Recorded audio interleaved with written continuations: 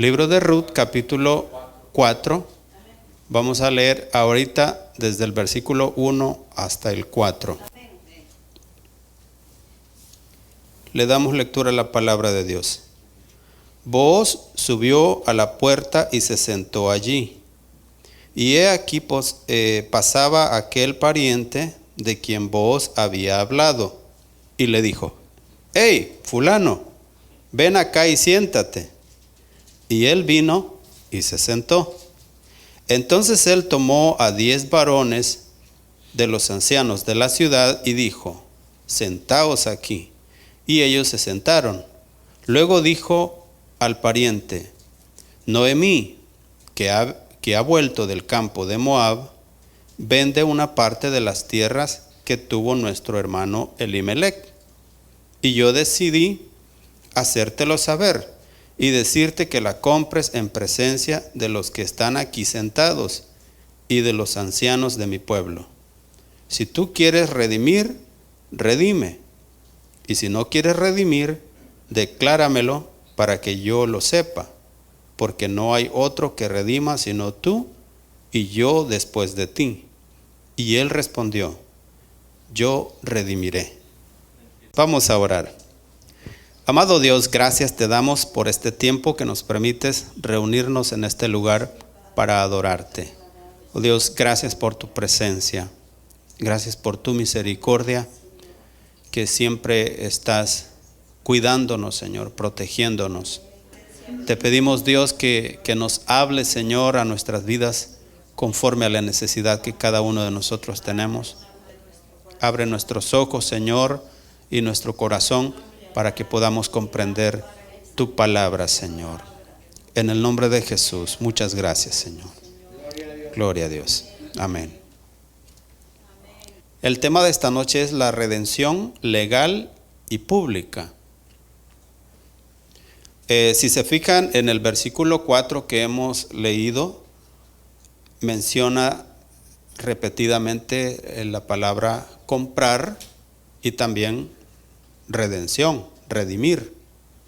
De hecho, si gustan, lo leemos una vez más y podemos intercambiar cualquier palabra, ya sea, podemos usar en vez de comprar, podemos usar redimir o viceversa, porque es lo mismo, ¿verdad? Y como mencioné el otro día, que el significado de la palabra redención es rescatar o comprar, y es precisamente lo que se está, el negocio que se está haciendo aquí es con relación a redimir a esta familia, ¿verdad? Entonces, en el versículo 4 dice: y yo decidí hacértelo saber y decirte que la compres en presencia de los que están aquí sentados y de los ancianos de mi pueblo. Si tú quieres redimir, redime. Si se fija anteriormente, lo que le está diciendo es que compre, ¿verdad? Si tú quieres comprar, compra. Si tú quieres redimir, redime. O sea, si tú quieres comprar, compra. Y si no quieres redimir, decláramelo para que yo lo sepa. O sea, y si no quieres comprar la tierra, házmelo saber, porque entonces lo voy a hacer yo. Esta historia se compara a la historia de la redención, ¿verdad? ¿Qué es lo que Jesús hizo con la humanidad? ¿Qué es lo que hizo con nosotros? ¿Verdad? Que nos redimió, que Él pagó un precio. ¿Y cuánto le costó? Su misma vida. Eso debe de hacernos pensar que valemos la pena. La hermana Elizabeth el otro día me hizo una pregunta sobre el libro de Eclesiastés, y en esa porción habla de que lo que está torcido ya no se puede enderezar. El libro de Eclesiastés viene siendo como un libro, es bien realista, y a veces es como crudo, fuerte, o algunas veces es deprimente, porque a veces uno en la vida está hundido, la lleva complicada y lo que quiere es motivación, pero viene ahí y dice todo es vanidad, todo es aflicción de espíritu. ¿De qué te sirve trabajar tanto si al final dice que el ser humano es como las bestias? Que así como muere uno, así muere el otro. Se termina el aliento de vida y vas al polvo de nuevo. Y no importa si es un perro, no importa si es un conejito, no importa si es Steve Jobs, que fue el cofundador de la marca Apple. No importa si son mentes brillantes, se termina el aliento y hasta ahí llegó. Pero la reflexión es que a pesar de que pareciera que todo está torcido y que sí, nada se puede enderezar, pero valemos la pena. O sea, Cristo pagó el precio para redimirnos. Si todo fuera un caos, que sí lo es, pero si no hubiera ninguna esperanza, es como uno no va a invertir en algo en lo que uno no tiene esperanza. Yo no voy a comprar una casa que probablemente no sé ni de quién es. O sea, hay casos en que el negocio como que es dudoso, ¿verdad? El carro, pues, de que es de fulano de tal, o sea, no se sabe. Uno se asegura de invertir en algo en lo que a uno le da confianza y en algo en lo que uno cree, a pesar de que esté mal la casita, pero uno dice, la puedo reparar, la puedo arreglar, la puedo pintar y voy a vivir ahí, porque tengo esperanza, porque creo en eso, creo en un proyecto, invierto en algo que creo. Entonces, Jesús creyó en la humanidad y puso su vida para rescatarnos. Valíamos la pena para Él, a pesar de que en la vida todo es un caos, pero sí valemos la pena para Jesús, hasta el punto de que Él puso su vida en rescate por nosotros. Eso no es cualquier cosa. Y aquí vemos a alguien que está redimiendo a una mujer, porque también Él sabe que ella vale la pena. Y eso pues va a cambiar su vida por completo. Así que en el punto número 1 es la legalidad del Redentor. Esta cosa que es importante que notemos, el tipo de proceso que está haciendo es una manera legal de hacer las cosas. ¿Se acuerdan que en la enseñanza anterior Ruth le hizo una petición y él le respondió, yo voy a resolver este asunto? Entonces aquí él está tomando acción en eso y está tomando una acción legal. Y eso es bien importante, porque cuando hacemos un proyecto en nuestra vida, procurar que sea legal, porque eso es una manera de que muestra la seriedad que tenemos. Y vemos aquí a este hombre, la seriedad con la que hace todo este negocio. Dice, Booz subió a la puerta y se sentó allí. Y he aquí, pasaba aquel pariente de quien Booz había hablado, y le dijo, hey, fulano, ven acá y siéntate. Y él vino y se sentó. Ahora, la puerta de la ciudad era prácticamente como el tribunal civil de la época, donde se resolvían asuntos legales y se hacían contratos públicos. Es por eso que se reunían de esa manera.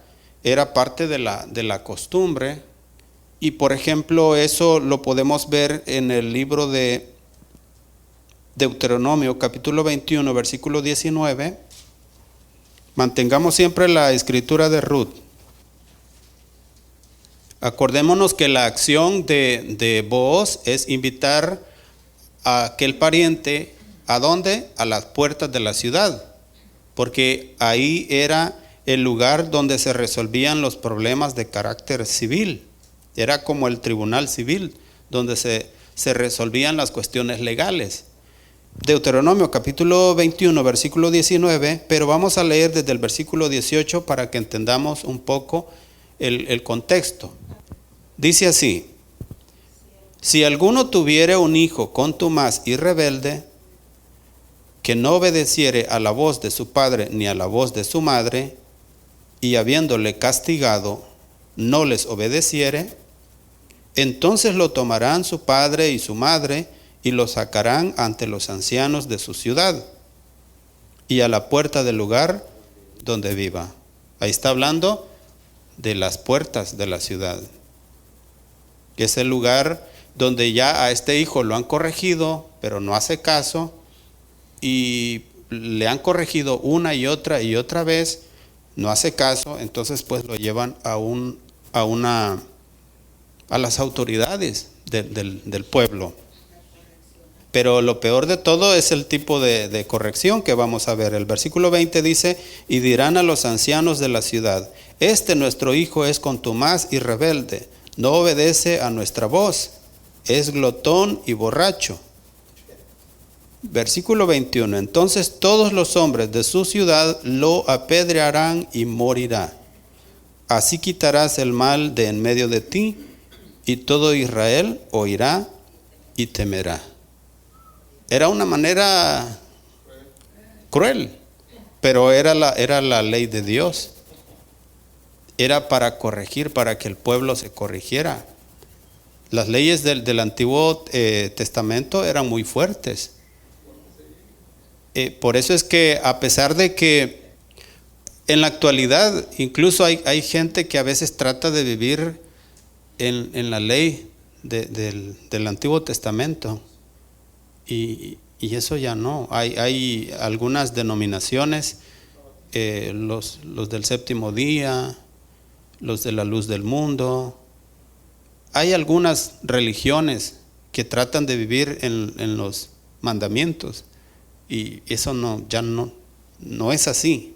O sea, las leyes morales, claro que se mantienen, ¿verdad? No matarás, no robarás, no levantarás falso testimonio. Hay muchas leyes que se mantienen, pero lo que tiene que ver con rituales, pues ya no se guardan no se hacen sacrificios físicos. En el antiguo tiempo se hacían sacrificios. En la actualidad ya no, porque Cristo ya pagó el precio, nos redimió. Acuérdese que redimir es rescatar, es pagar el precio. Jesús ya pagó el precio. Pero estas leyes Dios las estableció para que la gente, el pueblo, llevara una vida correcta. ¿Qué había pasado con este hijo? Dice que es contumaz, es comelón, es bebedor, es borracho. Ya los padres ya no encuentran qué hacer. Ya le han corregido, pero lo llevan a las autoridades de la ciudad, y eso es parte de la ley de Dios. Entonces eso era para corregir, y hay muchos casos más, pero pues no vamos a mencionar más casos para continuar, ¿verdad? Porque si no nos alargaríamos más. Pero incluso en Proverbio capítulo 31, versículo 23 dice, cuando habla de la mujer virtuosa, que mencionamos la enseñanza anterior, dice que el esposo de ella se siente orgulloso cuando se sienta con los ancianos de la ciudad, en las plazas, en las entradas de la ciudad. Se siente orgulloso. Proverbio 31, 23, aquí está hablando acerca, dice, el elogio a la mujer virtuosa, que es lo que mencionábamos en la enseñanza anterior. Pero esta mujer es tan virtuosa, tiene tantas cualidades, que entre ellas hace que, como dice el versículo 23, dice, su marido es conocido en las puertas cuando se sienta con los ancianos de la tierra. O sea, es prácticamente hace que el matrimonio florezca, que el matrimonio sea saludable, porque ella tiene tantas cualidades. Dice el versículo 11 de este mismo capítulo, dice, el corazón de su marido está en ella confiado, y no carecerá de ganancias. Le da ella bien y no mal todos los días de su vida. Busca lana y lino, y con voluntad trabaja con sus manos. Es como nave de mercader, trae su pan de lejos. Se levanta aún de noche y da comida a su familia y ración a sus criadas. Considera la heredad y la compra, y planta viña del fruto de sus manos. Ciñe de fuerza sus lomos y esfuerza sus brazos. Ve que van bien sus negocios. Su lámpara no se apaga de noche. Aplica su mano al uso y sus manos a la rueca. Alarga su mano al pobre y extiende sus manos al menesteroso. No tiene temor de la nieve por su familia, porque toda su familia está vestida de ropas dobles. Ella se hace tapices, de lino fino y púrpura es su vestido. Y dice, su marido es conocido en las puertas, cuando se sienta con los ancianos de la tierra. O sea que es una gran persona, con muchísimas cualidades, y hace que este matrimonio florezca. Y su marido pues se codea ahí entre los líderes de la ciudad. Es un hombre de autoridad, es un hombre popular, pero era el lugar en las puertas de la ciudad. Entonces, volviendo a Ruth, vemos que Booz va a la puerta de la ciudad, el lugar oficial de juicios y acuerdos. También él reúne a los ancianos como testigos, mostrando orden y transparencia. Y cuando estaba meditando en esto, pensaba en lo importante que es el orden y la transparencia. Creo que algunos de nosotros hemos sido víctimas o sabemos de alguien que es víctima de un negocio sucio, porque no hay transparencia. Hasta dicen por ahí, si es demasiado bueno, es too good to be true. Correcto, es muy bueno para ser cierto. O cuando la ofrenda es grande, hasta los santos desconfían. Correcto. Cuando no hay transparencia, yo me acuerdo una vez iba saliendo del colegio. Me acuerdo que iba saliendo, más bien iba entrando al colegio. Y me cae una llamada. Abraham, dice. Sí, soy Abraham. Ah, dice, soy la mamá de fulana de tal. ¿Tienes tiempo? Dice, en la tarde quiero hablar contigo.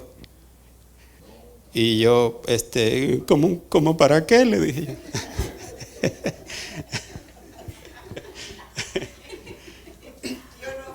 Entonces, y me preocupo pues, porque pues, ¿qué está pasando? Y le digo, no, sí, dígame, le digo, dígame.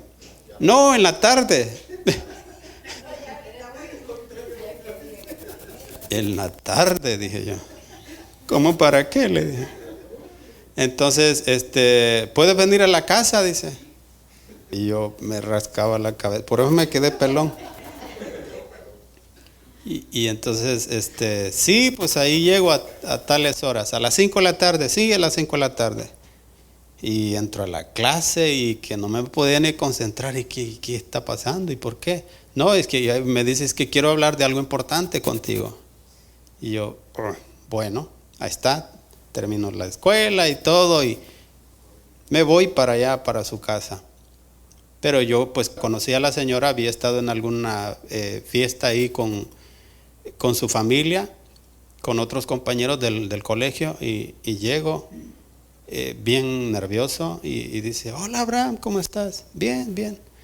Pasa adelante, dice, a las 5 de la tarde vamos a empezar la reunión. Y era un invitado que iba a estar hablando acerca de un negocio, un negocio pues de estos piramidales, venta de productos pues. ¿Quieres libertad financiera? Dice. Libertad financiera, dice este señor, dice, yo trabajé para un canal de televisión, yo ganaba $10,000 al mes, pero después conocí este producto, entonces aquí me metí a este producto y esto pues me dio libertad financiera. Dejé mi trabajo y ahora esto me da muchísimo más dinero. Yo ya no necesito dinero porque tengo suficiente y que no sé qué, bla, bla, bla. Entonces, al final, cuando no hay transparencia, es porque algo no está bien.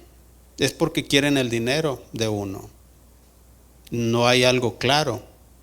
Y por eso digo, muchas veces nosotros hemos caído, yo no caí, menos mal, pero mucha gente ha caído en negocios que son falsos. Hay muchos casos. Les voy a contar uno chistoso. Esa es mi mamá. Llega un señor,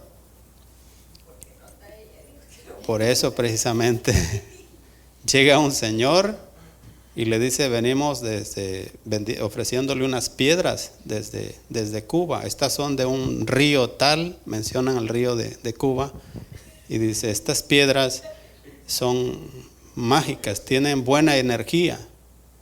Y bueno, pues al total dice mi mamá, ¿y cuánto quieren? Tanto, pero estas piedras son especiales.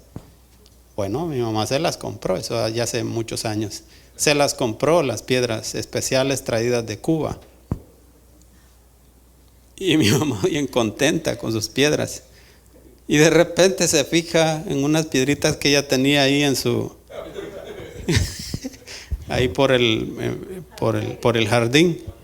Y eran las piedras que le vendieron. Sus propias piedras. Entonces, ahí está que se rascaba la cabeza también, pero mi mamá es buena para el negocio y fue al fiesta y las vendió. O sea que recuperó su dinero y esa es historia real. Y sí, las vendió y pues sí, le sacó su dinero de nuevo. Pero el punto es que cuando te ofrecen algo y cuando no te aclaran bien las cosas, es porque algo no está bien. Y a veces, y suena chistoso, pero ustedes saben que han pasado casos, si no es que a ustedes les ha pasado. Ustedes saben que eso es así. Entonces, el punto es que cuando no hay transparencia, algo está mal. Y si uno tiene dudas sobre algo, hay que pensarlo más de una vez y no hay que irse a la rápida, ¿verdad? ¿Por qué? Porque luego es un mal negocio, perdemos el dinero. Entonces, en cambio, vemos aquí que Booz está haciendo las cosas de una manera transparente. Y en la palabra de Dios, pues nosotros tenemos una fortuna, porque en la palabra nosotros encontramos la dirección para que tomemos decisiones sabias. Decisiones que son, que a veces no son muy populares, porque lo popular es hacer lo que hacen todos. Pero muchas veces en la palabra de Dios encontramos una instrucción que nos ayuda para que seamos más precavidos y hagamos las cosas de una manera correcta, ¿verdad? Él reúne a los ancianos como testigos, mostrando orden y transparencia. Dios no actúa fuera de la ley. Su redención es justa, legal y pública. Eso es lo que hace Dios. Dios no actúa contra su misma ley, ¿verdad? Todo lo hace de una manera ordenada, incluso cada detalle de las profecías con respecto a su venida, cómo iba a comportarse, cómo iba a ser su muerte, que incluso hasta que iban a negociar sus vestiduras. O sea, todo lo hizo de una manera correcta, de una manera clara. Y esto es lo que nosotros podemos aprender. Por eso es que necesitamos educarnos siempre con la palabra de Dios, porque esta nos instruye, ¿verdad? Para que no seamos simples, para que no nos dejemos llevar o incluso por conveniencia. La palabra nos motiva a que tomemos decisiones correctas, no convenientes. Hay una diferencia. Conveniencia, si usted recuerda, los criados de Abraham y los criados de Lot, dice que ellos contendían porque tenían tantas riquezas y ellos contendían por los pastos, ya no había suficiente lugar donde pastar. Entonces Abraham y Lot hablaron y le dice a Abraham para resolver un asunto, le dice, mira, nuestros criados están altercando y no hay suficiente pasto para nuestros ganados, mejor dividámonos. Tú te vas, si tú decides irte a la derecha, yo me voy a la izquierda. Entonces, ¿qué hizo Lot? Vio las llanuras, vio los pastizales, vio que era muy bonito. Era rumbo a Sodoma y Gomorra. Entonces él eligió esas llanuras hermosas, Lot. ¿Y qué le tocó a Abraham? A las montañas, las partes áridas, las partes secas. Entonces ahí se ve que Lot tomó una decisión basada en la conveniencia. Era conveniente para él. Él necesitaba pasto para sus ganados. Era conveniente. Pero no siempre lo conveniente es lo correcto. Porque ¿cómo terminó Lot?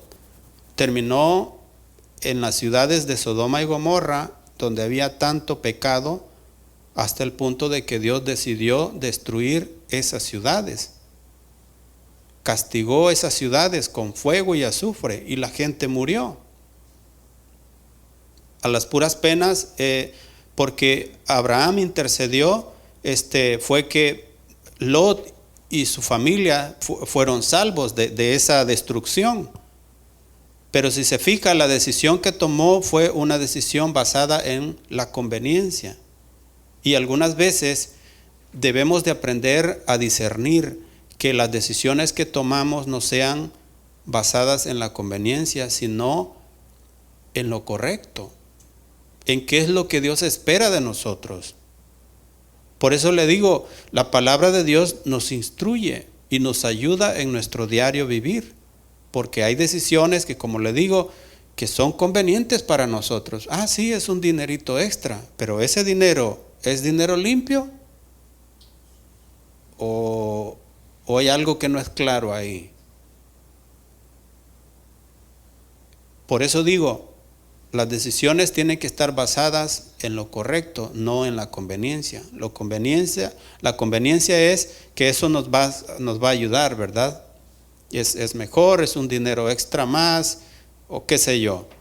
Pero al final terminamos mal, porque hay cierta consecuencia. La palabra de Dios es transparente y nos ayuda a que nosotros tengamos vidas correctas también. Veamos lo que dice, vamos al punto número 2, dice el derecho del pariente más cercano. Leemos los versículos 5 al 8 y esta noche no vamos a terminar todo hasta el 12 porque ya se nos hizo tarde. Lo vamos a hacer en la siguiente enseñanza. Pero vamos a leer desde el versículo 5 hasta el 8. Dice, entonces replicó Booz, el mismo día que compres la tierra de mano de Noemí, debes tomar también a Ruth la moabita, mujer del difunto, para que restaures el nombre del muerto sobre su posesión. Y respondió el pariente, no puedo redimir para mí, no sea que dañe mi heredad. Redime tú, usando de mi derecho, porque yo no podré redimir.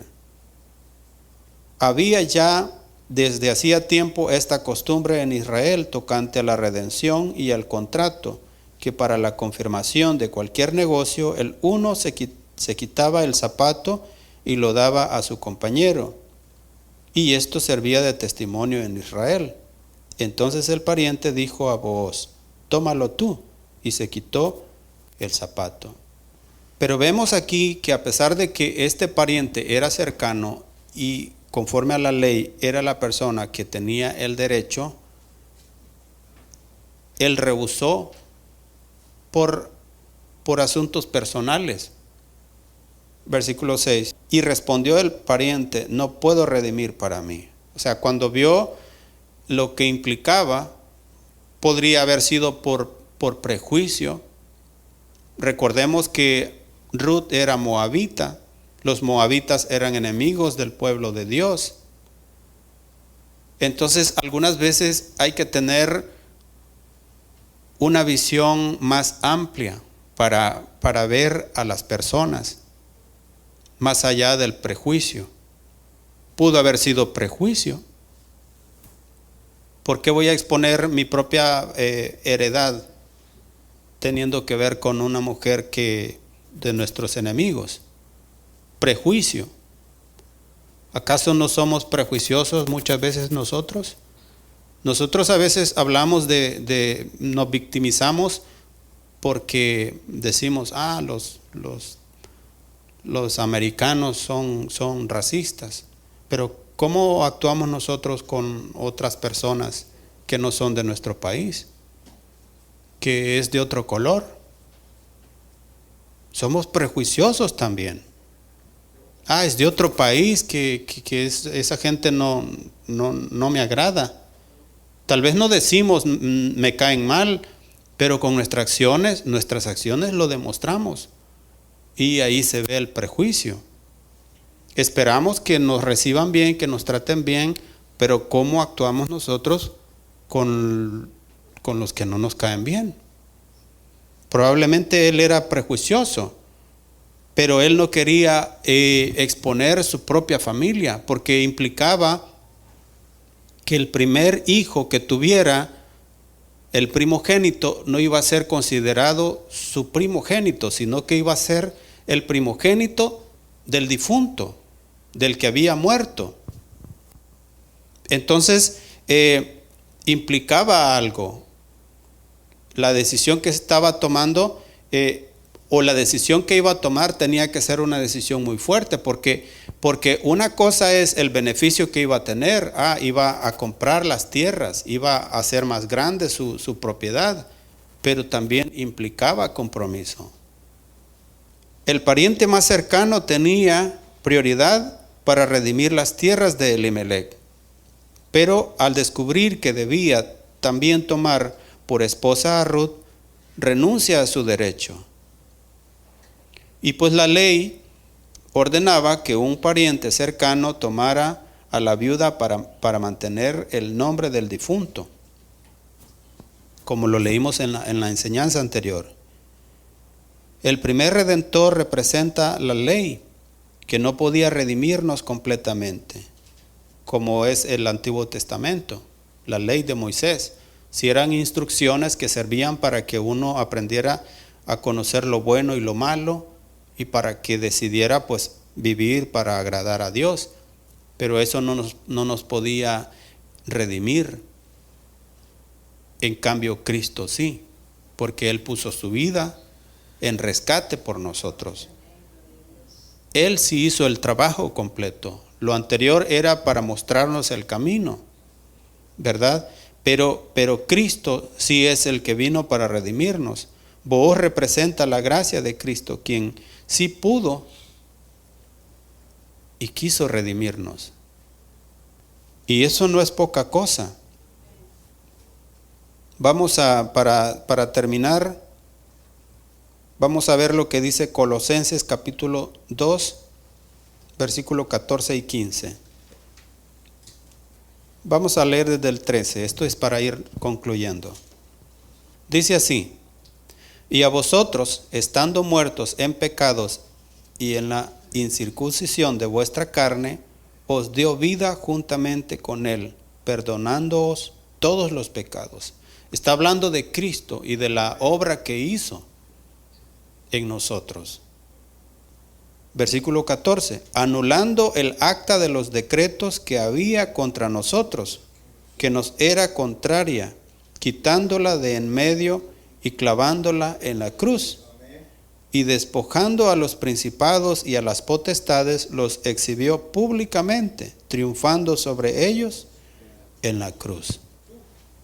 Esa fue una obra completa, y los exhibió. Fue una exhibición, fue un evento. Cuando Cristo murió había una multitud de personas que habían atestiguado ese sacrificio. Hasta el punto de que dice que el cielo se oscureció y hubo un terremoto. Y entonces fue una cosa asombrosa, una cuestión pública. Y es la obra que hizo Jesús. Por eso vemos que lo que estaba haciendo Booz estaba haciendo de una manera ordenada, acudió a la ley, lo hizo de manera transparente y lo hizo de forma pública. En el camino de Dios todo tiene que ser ordenado. Hace muchos años yo quería comprar un carro, encontré uno por internet y llegué allá con esta persona. No sé cómo se dio cuenta que yo era cristiano y él rápidamente dijo que también era cristiano. Y dice, llévate el carro, llévatelo. Lo fui a probar y dice, y yo pues no estaba muy convencido. Dice, llévatelo. Ahí, nomás dame, parece que $300. Ahí lo piensas, te lo llevas y si luego no te gusta, pues ahí me lo traes de nuevo. Y pues no, cuando están hasta usando, y dice, yo soy cristiano también, yo me congrego en tal iglesia. ¿Qué necesidad? O sea, cuando algo está un poquito sospechoso, no está bien. Y gracias a Dios, pues no caí en eso. Pero es lo que le digo, que tiene que haber transparencia.